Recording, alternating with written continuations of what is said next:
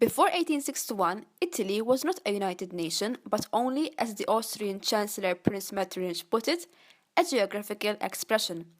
The Vienna settlement had restored Austrian domination over the Italian peninsula and had left Italy fragmented into a number of states. Like in other countries in Europe, the 1848 revolution in the Italian peninsula failed. It failed for many different reasons, one of them being that Charles Albert, King of Piedmont, thought that he didn't need any foreign help to drive out the Austrians. When in March 1849 the Piedmontese army was again defeated at the Battle of Novara, King Charles Albert abdicated in favor of his son Victor Emmanuel II. Victor Emmanuel II succeeded his father as King of Piedmont and Sardinia in 1849, and in 1852 he appointed Count Benzo Camillo Cavour as Prime Minister. Camillo Cavour soon realized that Piedmont by itself was too weak to defeat the Austrians and needed foreign help. He therefore set about strengthening Piedmont by improving its trade, agriculture, and armed forces. Many believe that the army that he sent in 1855 to help England and France during the Crimean War was to win support from the Allies when Piedmont would need it. However, Piedmont was asked by the Allies to send troops. This would weaken her as a threat to Austria, who would then be more likely to join the alliance against Russia. In 1858, Cavour invited Napoleon III to visit Piedmont, where they concluded the Pact of Plombiers. It stipulated mainly three clauses. 1. Victor Emmanuel's daughter was to marry a cousin of Napoleon III. 2. France was to help Piedmont drive the Austrians out of northern Italy. And 3. Piedmont was to obtain Lombardy and Venetia from the Austrians. In return for his help, France was to be given Savoy and Nice.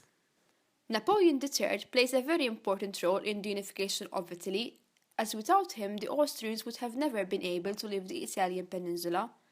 There are many motives behind Napoleon III's involvement in the unification. Many say that after an attempt for his life he felt sorry for the peninsula. However, the best explanation is probably based on the expulsion of Austria, as he wanted Austrian power to decrease in Europe, and then he would use Piedmont as a client state. Napoleon III never wanted a unified Italy because this would lead to a rival in the Mediterranean, and that the Papal States would be destroyed, thus angering French Catholic opinion. In 1859, Cavour mobilized the Piedmontese troops, and Austrian forces invaded Piedmont. In June, the Austrian forces were defeated by the Piedmontese and the French. However, Napoleon III suddenly changed his mind about the commitment with Italy and concluded a secret truce with the Austrians at Villafranca. It stipulated that Austria should keep Venetia, but Lombardy would be given to Cavour. Cavour was so angry that he resigned from Prime Minister and refused to honor the Pact of Plombiers. However, in 1860, Cavour was back in power and again came to an agreement with Napoleon III, by which Savoy and Nice would be given to France in exchange for France's help in annexing the duchies of Parma, Modena, and Tuscany. The annexation of these three duchies was fairly easy because all three wanted to become part of Piedmont. That same year, a rebellion broke out in Sicily, and Giuseppe Garibaldi and his 1,000 red shirts stayed to Sicily in order to defeat the Neapolitan army. In a few days, Garibaldi defeated the army at Calatafimi, and by the end of July, all Sicily was under Garibaldi's hands. Napoleon III was greatly alarmed at Garibaldi's success and asked England to stop the Italian patriots from crossing the Straits of Messina. However, the British did not stop Garibaldi and his army from crossing and kept the straits free. Cavour also feared that if Garibaldi marched on Rome, a war with France would be provoked.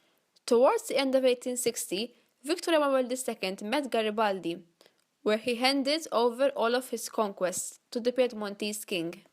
In February 1861, the first parliament met at Turin, where Victor Emmanuel II was officially proclaimed King of Italy.